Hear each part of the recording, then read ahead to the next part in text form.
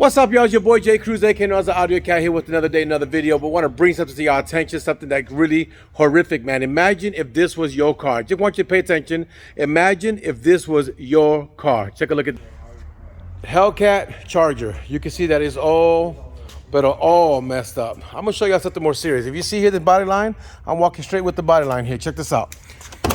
Look how that is bent into the car. If you see the body line here, this here is actually bent in. Look at the rest of this car, y'all. Check this out. I want to know, I'm going to ask y'all a question. I just want you guys to put yourself in this position, because this is, pretend that this is your car. So now when you look at this car, you could also see that this is high and this is low. The whole car shifted. This car is a Dodge Charger Hellcat. This is obviously, what you can tell, is a total loss. So now this, imagine if this was your car, but in the process, in fact, here, let me. So imagine this was your car, and you have this car, and this is your toy, your baby, right? And you took it to the dealership, and they just put a new motor in this car, for what I'm understanding. Car is less than 10 miles, and the new motor the dealership put in.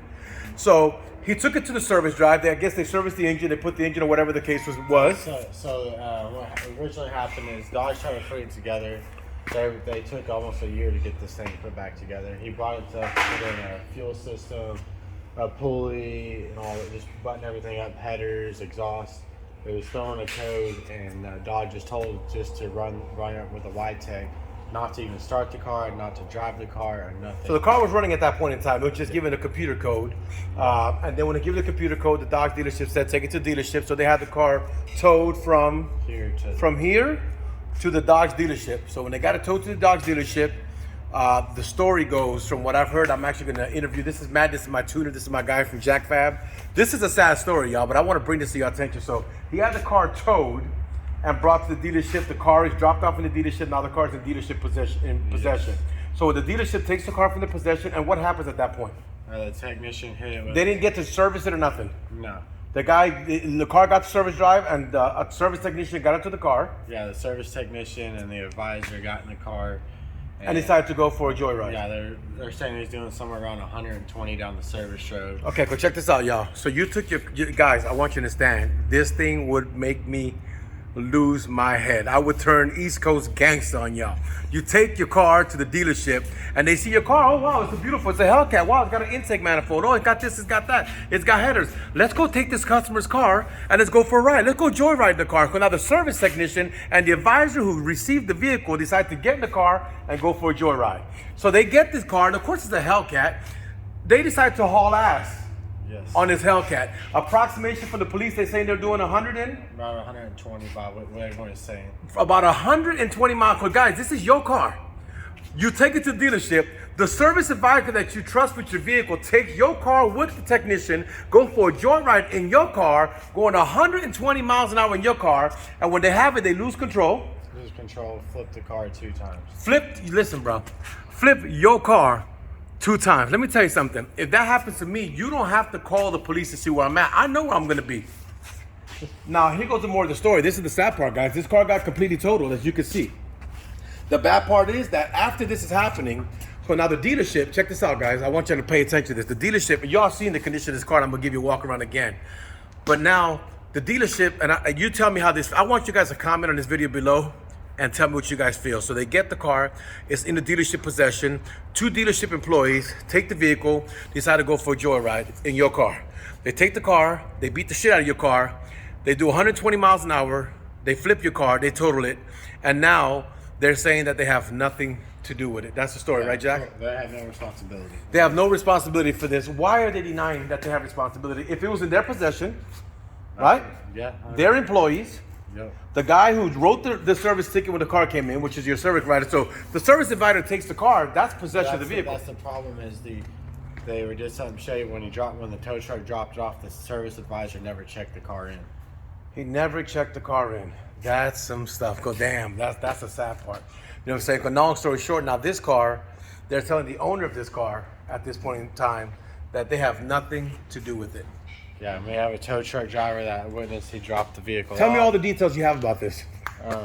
The From like where it's all done to? Yeah, no. From saying when the car got dropped off, you guys got video surveillance of the car being dropped off. Yeah, video So you had a subpoena. yeah. You guys had the footage subpoenaed. Yeah. So they got the subpoena video of the car being dropped off, the tow truck driver testifying he dropped the car off, video footage of the car leaving the dealership, video footage from other businesses we showing the have- car flying down the street. Yeah, we have the video. So Rockwall, the Ford dealership, has surveillance right at the service road, and all you can see in it is the car hauling ass, and all of a sudden you see it flip 2 times in the top left-hand corner. Now this is my question. If the dealership is denying possession, which is kind of weird, but it was still 2 dealership employees with the vehicle. Yeah. How are they denying that? During business hours. Yeah, but how are they denying that? That's what they want to know. What about those employees? They still work employed? Yeah, they're still employed there. And the driver. Hold on. WTF is all I'm gonna say. They're still employed. It's the best part. The technician that was driving the car has no driver's license. Oh God. So now, all right, listen, y'all. I wanted to bring this to you, and I'm not a whistleblower. That's not my kind of thing. But I'm gonna tell you something, man. In reality, this is what I feel.